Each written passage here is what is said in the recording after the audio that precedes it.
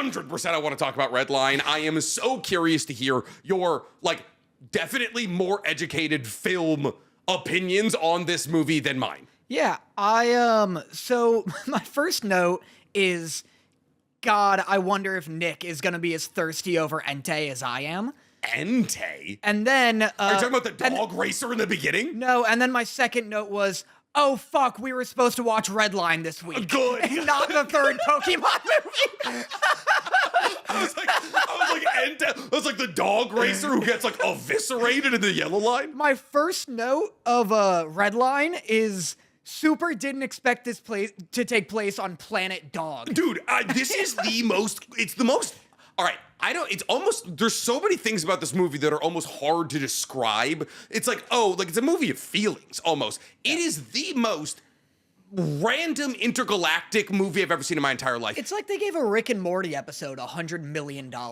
Yes, kind of, yeah. But I think that's actually a really good comparison, where it's like, there's no standard power system, there's no standard propulsion system, there's no standard technology or race of people. And it's like, this is actually a really good representation of like what an intergalactic universe would look like. Yeah. It's like, there's dog people, there's little bird people trying to sell you tickets, there's different kinds of like fucking Machine Head is his car, yeah. And then there's a Trans Am, and it's like everything is non-standardized in such a ridiculous way. It was awesome. I know, one car is like a literal transformer, yes. And then the main character JP drives a Pontiac Firebird. Yes, from the year 2000. And then there's like, hey, we're just making 3,000 horsepower, and it's like Crab Sonashi is driving the Batmobile if it was a crustacean. So if you don't know, this movie is basically just the best scene from Spy Kids 3D.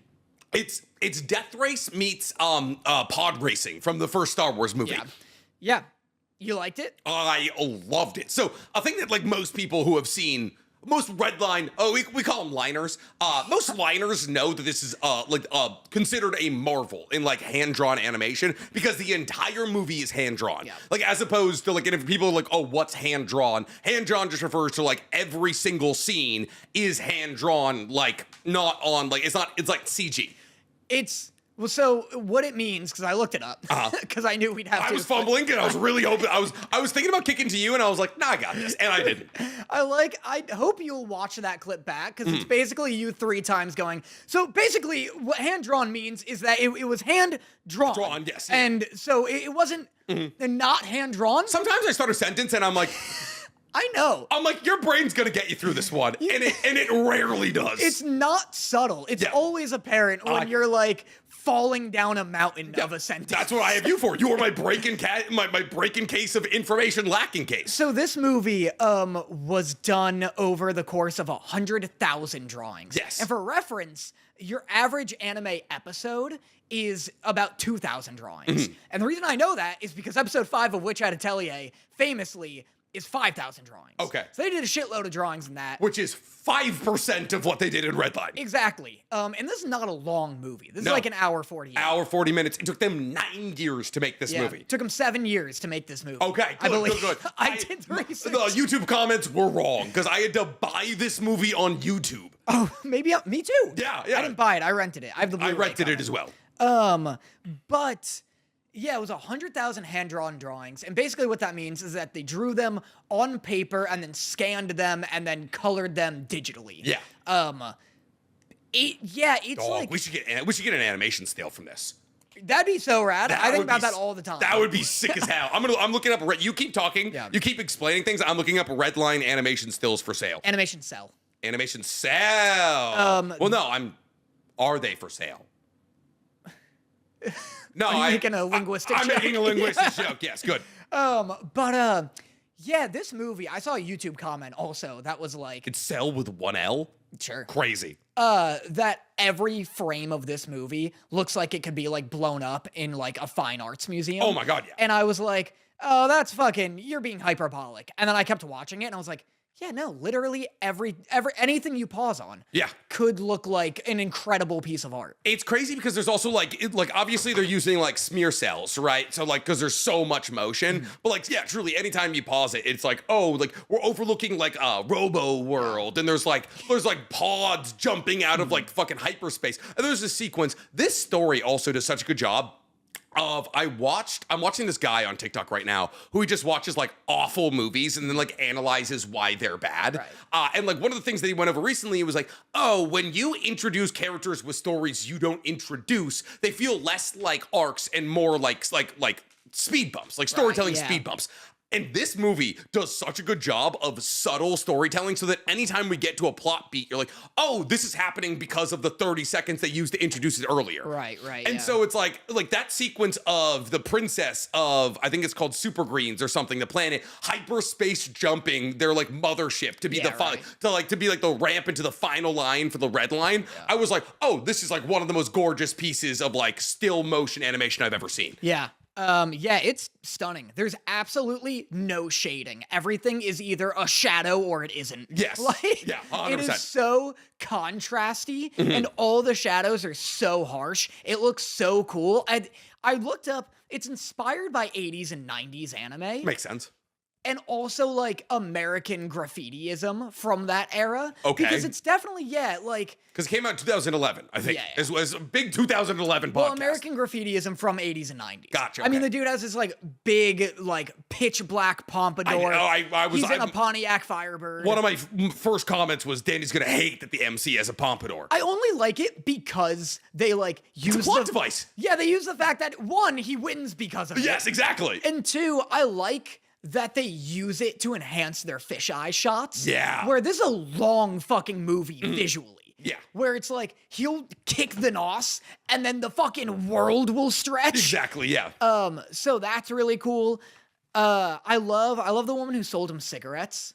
The super stressed out woman. I was like, it was such a funny way to like convey like, oh, this planet's not doing well, because like he like does conversion, and like the woman like that does the conversion is like, oh, fuck you, it's enough money, and then closes down. Everyone's like, what the fuck? And he's like, smokes please, and she's like, you can give them back if you want. And I was like, I love the immediate like, oh, we're stressed and we're gonna make you aware of it sense here.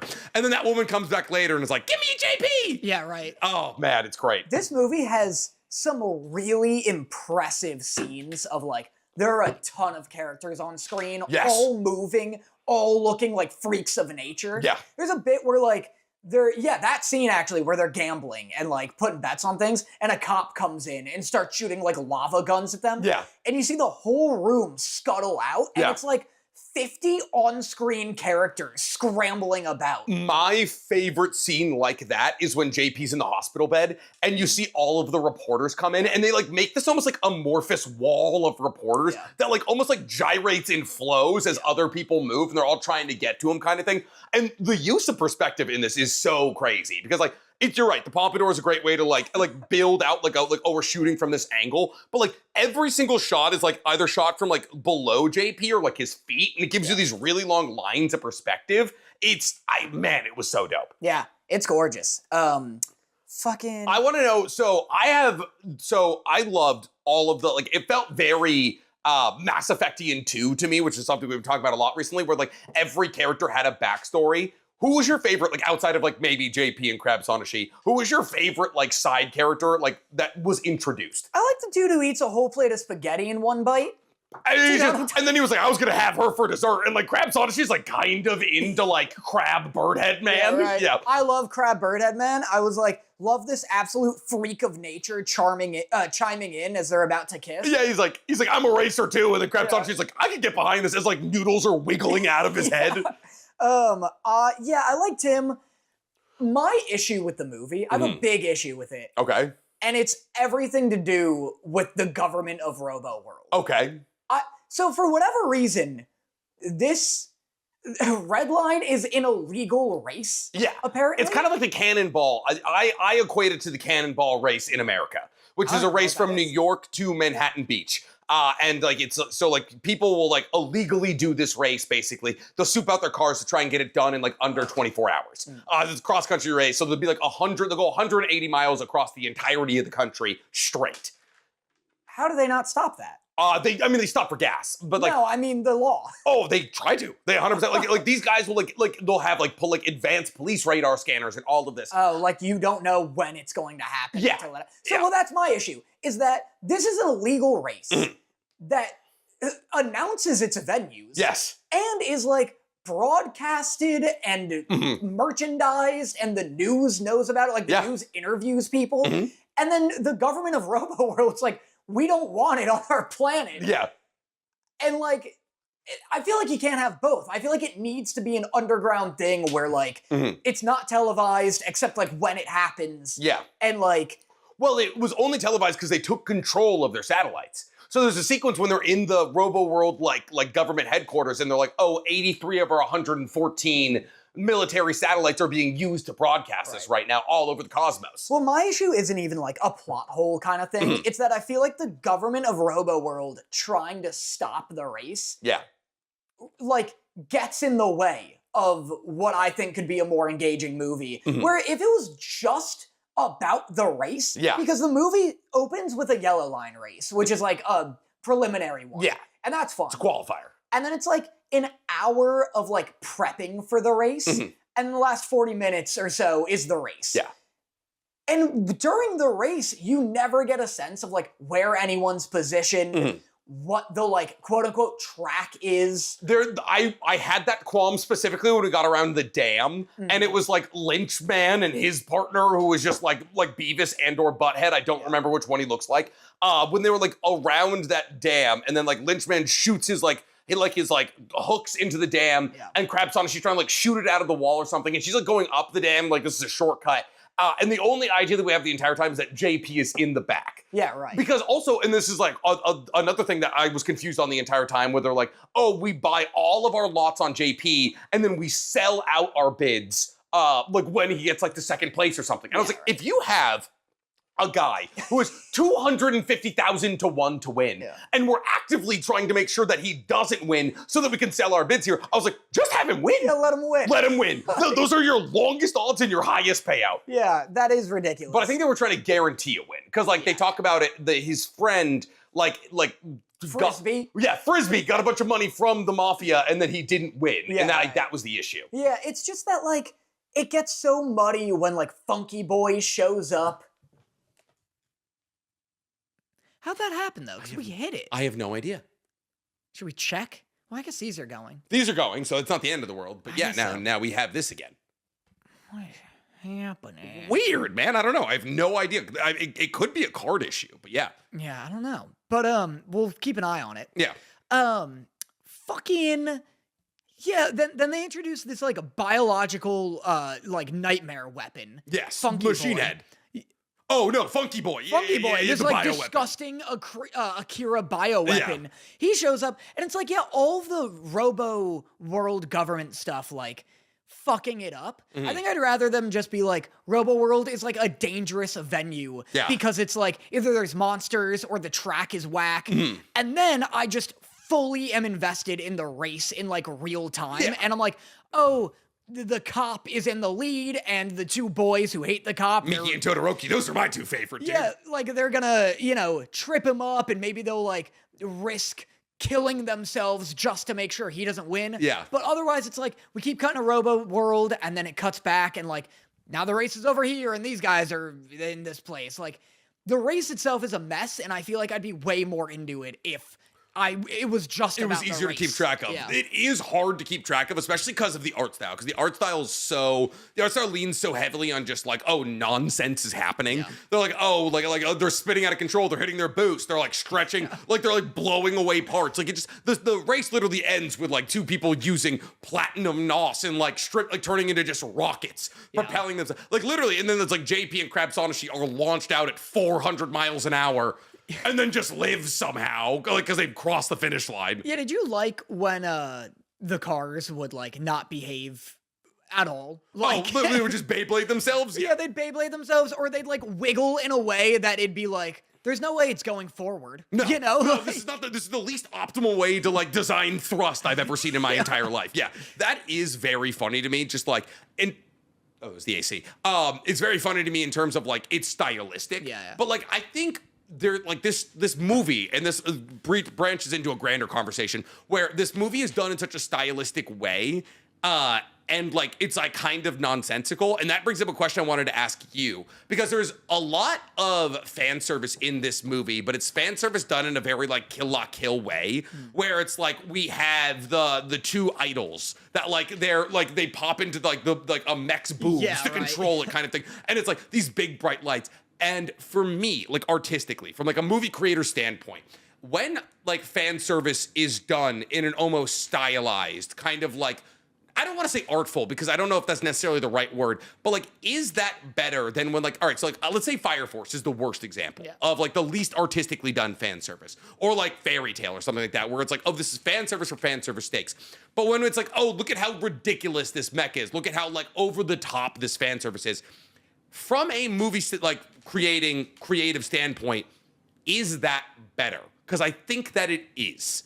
Well, I think it's not necessarily fan service in that regard when it's, well, I guess it is. The thing is, I was braced for like an insane amount of fan service in this movie, and I think Cyberpunk has desensitized me, because I think that's what it's going for, is that it's like, this is in a chaotic future where like all different species, cultures are like crashing into each other, and it's like, so everybody becomes the zenith of like what their race is. Yeah, well, it's all about like, you know, raw ecstasy, and it's all about like excess, and like this race is super chaotic. And so when Crab Sanoshi is just like watching the news like naked, I'm like, oh, whatever, like I watch TV naked sometimes, 100%. And it's like, I get that is contributing to this like cyberpunk type of world, rather than being like, oh, look at how hot this character is. Yeah. It's like in Cyberpunk, the anime or the game, where it's like, you know, you go to meet a new character and they like rip a line of coke in front of you and their dick is out on the table. Yeah. And it's like, this isn't to be like, oh, look how hot this character is. It's like, look at how normalized extreme and excess is in this world. True. And that's kind of how I feel with this. Yeah. And to that extent, I feel like they don't even go far enough. Really? Because, like I said, you would love Kill La Kill then, because Kill La Kill to me is the prime example of that. Where like Kill La Kill is a story about like, oh, like there's BDSM powers, and it's like, oh, like because the fiber and the thread that makes these superpowered suits is very expensive and hard to get, like everyone's wearing the least amount they can, kind of thing. And it's like sex as a storytelling vehicle almost. Yeah, I haven't seen Kill La Kill. I have the Blu-ray on its way right now. Of course, good. Of course. But yeah, well, because I know this movie has a lot of like phallic imagery, which also contributes to it, but in a more subtle way, where like there's a bit where he's talking to her and he's on this like motorcycle, and the way he's leaned back and the shape of the motorcycle, it's like just his massive It's dick. just this huge anti-gravity dong. Yeah, and it's like I said, I think when you're going for like the world is so extreme and everyone's just looking for thrill and sex and violence. Yeah. You can go a little harder with it, and I've seen it done harder in other things. Like Devilman Crybaby. Like Devilman Crybaby, like Cyberpunk. And so when the bit is like, this is a world of excess. Yeah. And it's just medium excess, I'm like, we could have gone further. Yeah, like you could go crazier with it. Like you could make one of the cars. One of the dudes does turn into like a vagina monster. Did you catch that? The Robo World Police, like, yes, 100%. Yes. Yeah. When he gets into his giant tentacle monster class with Funky Boy. Yes. Yeah, so there is like phallic sexual imagery, but they don't really use it to like convey a theme. Like they're not like, oh, everyone in this race, or maybe because she is like, you guys aren't racing for the right reason. And so if the theme is like everyone is just doing it to measure dicks and she's doing it to like prove something, then I guess maybe that's the theme. Well, that'd be interesting because like also she says that they're not racing for the right reasons while they're watching her, almost like voyeuristically. Yeah, so I don't know, maybe it's smarter than I'm giving it credit for and am. It's a movie that feels smart, but at the same time I couldn't find what made it intelligent, because I'm watching it and I'm like, oh, this race existing as opposition to like a clearly a fascist leaning like totalitarian government that's like trying to infringe on their own like demilitarization zone claims on a moon that has refugees and all of that, and they're like espousing these ideals of peace, but they're like so ready to like take over this moon that they gave to refugees, and they're expounding like, oh, we never should have given that moon to refugees and that kind of thing. There's no clear support system. That I was like, oh, cool. Like there's very much like a counterculture line running through this, but I couldn't like pick up what it was. was. Like I was like, I feel like I'm either not smart enough or not analyzing it enough, or that the message isn't clear enough that this race exists as a counter to the government. Yeah, maybe it is just too smart for me. Maybe I just didn't figure it out on the first watch. Yeah. And that's like, I think it is it's a movie that you definitely like, not definitely, but like might benefit from being watched again. So you can go through it and you can be like, oh, JP like knew Crab Sonashi this entire time. And like, what does that mean? Yeah. Like, it's like, oh, she forgot him, but like she inspired him to be like maybe the right type of racer. Yeah. And there's like definitely like, there's a ton of like surface level storytelling, right? Where it's like, oh, JP and Frisbee are like a story of friendship and sticking with each other, even though like the world looks down on them. But yeah, I mean, I really liked it from just like a sheer like, oh, visual, like this looks pretty. Yeah. Like it's clearly, anybody saying like, oh, it's like literally a Marvel and hand-drawn animation is correct. No, it for sure. If you're one of these people who can like appreciate just really well done artistry, you'll enjoy it. I do think for like the average movie watcher, the plot may come off as like too thin or too confusing. Because again, I really think the Robo World government thing feels like it's getting in the way of like, I would rather replace that with like getting deeper into each individual racer. Yeah. And then when it comes to the race, you're like really engrossed in all of them. Because we touch in on all of them every single like we see like Miki and Todoroki like trying to take out the cop whose name was like Furo Rider or something like that, and like we see like these, or we see like the guy from the Robo government trying to take out Crab Face and his partner Tanza or something like that, and like we see these like little mini rivalries that pop up, and like obviously Crab, Sonashi, and JP are like our center duo. But the reason I love talking about movies like this to our podcast audience is because they're like, we'll be talking like, because we're like, oh, like this is like, we watched Redline in the title. There'll be a lot of people who this movie means a lot to, because this movie means a lot to a lot of people. And like in our comments, they'll be like, oh, well, like this is done this way. This is why this is done, that kind of thing. And I get to be like, holy shit, I can't believe I missed that. You know, like we're uniquely positioned to be like, oh, people who analyze the shit out of this movie are gonna interact. Yeah, literally. Like that happens more often than we're willing to admit, where me and Danny, a lot of our opinions are just like, we'll read the comments and we'll be like, you guys are fucking, like, you're just geniuses. And then we'll just be like, we'll just parrot them. Well, that's what I like about my reaction channel has shifted more towards like uplifting like anything that I'm watching. Because I've always been kind of like that, where I believe like no one wants to watch someone tear apart the thing they love. It's fun to watch someone tear apart something everyone dislikes. But like, I like watching a show, which is why I'm excited to react to Apothecary Diaries, which I didn't like on a first go. When I react to stuff, I'm able to be like, okay, even if I'm maybe not taking away what other people are, people clearly like this, and this like forces me to be like, why do people like it, and what is this bringing to the table that like other things aren't? I do love the idea of doing a deep dive on like I couldn't tell you what makes Apothecary Diaries go. Like I genuinely. Well, that's why I like doing it, because it's like I would never have watched Tangled the animated series on my own. I truly didn't know it existed, and I was even more surprised to hear that it was like 80 episodes long. Oh yes, 3 full seasons. And I didn't even like the Tangled movie when I saw it as a kid, but the fact that like when I sit down, that old. We were kids. Yeah, like 2011. I was 12. Big year. Big year for the podcast. When I sit down to react to something, I'm put into a different mind space of like, this is beloved by so many people. I'm going to make it a fun puzzle to be like, okay, what is this doing well that has like earned it this audience? And then I'll end up liking it. Like people think that I just like everything I watch because I'm trying to get views, but it's more like the fact that I'm watching it for an audience unlocks the ability to be like, oh, I get it now. I understand why this is working. I feel like we would have a very different relationship with like the Vivzy Pop stuff if we didn't analyze it and we're like, oh, this is actually like, because it's like, oh, there's such a contingent of people who are like, oh, they're just swearing for the sake of swearing. And that's how I felt in the beginning of it. And then I was like, well, I guess I'm going to watch everything. And then I was like, oh, we're talking about it. And then you're like, oh, but you don't get Angel's story. And I was like, holy shit, you're right, I don't. So like, there's such a benefit to like just analyzing shit. But with all of that said, what would you say out of 10? What are you giving this movie? Oh, 3. No, I'm joking. Yeah, you're like, fuck this movie that people call the greatest animated film of all time. Yeah, just trying to find the beauty in everything. Even this piece of garbage. Yeah, this is just, don't spend $3.99 to rent it on YouTube. Might be the first movie I ever bought on YouTube, mind you. I bought. Anyway, it doesn't matter. No one cares. Good, But- truly impossible. It was on Tubi and Plex. And I was like, I'm not downloading these. I'll pay $4 to not download Tubi. Yeah, I like that Tubi offers like all of its movies for free, but it does it at 720p, and I won't be having that. Yeah, no, and there's also there's an ad every 4 minutes. I mean, I don't know. Like literally, like what we were just saying, talking to you has maybe made me think it's better than I originally thought. Yeah. Visually, it's obviously like an incredible A work marvel. of art. Yeah.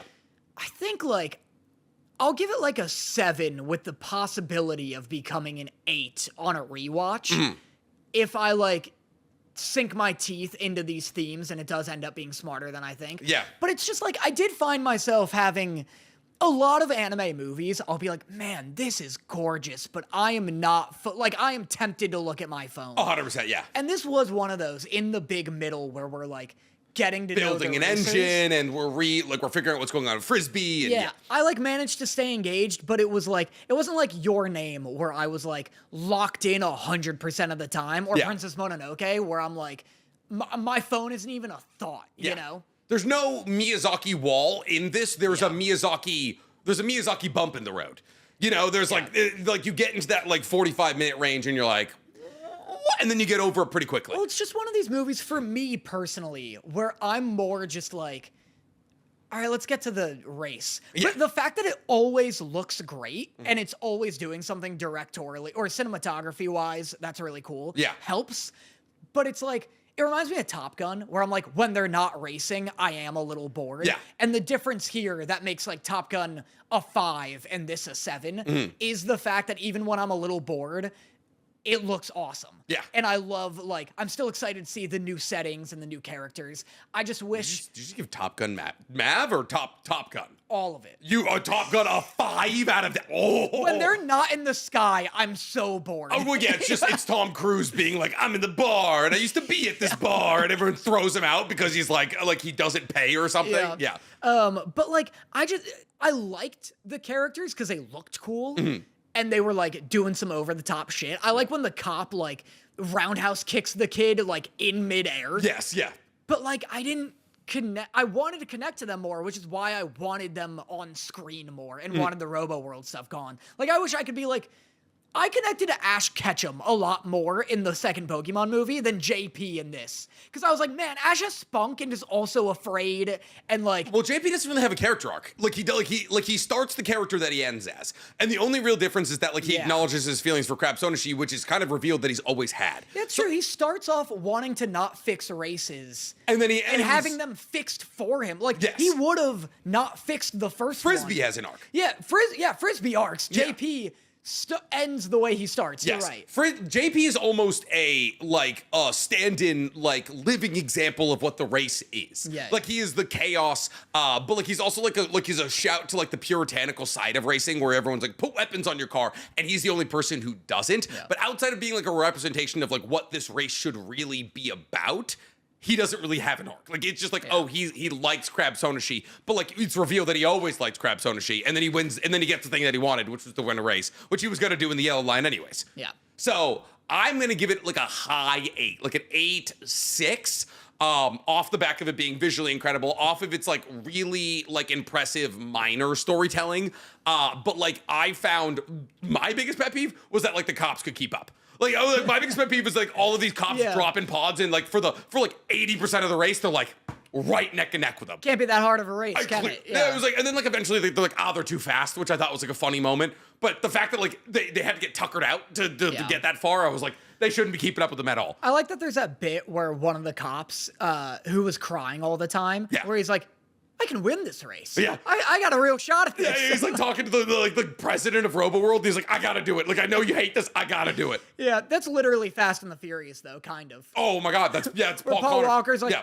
This is pretty fun. Yeah. I like racing. Yeah, he was I hate being a cop, actually. And then he just immediately just joins. I mean, also give him the R34 GTR, and that'll do it. That'll get me to stick around. I guess he has a Supra in the first one. But yeah, I mean, it's a fun movie. It's a very fun movie that I think might need a rewatch at some point. And if you love Redline and you've done a bunch of analysis on it, let us know. Is it smarter than we think it is?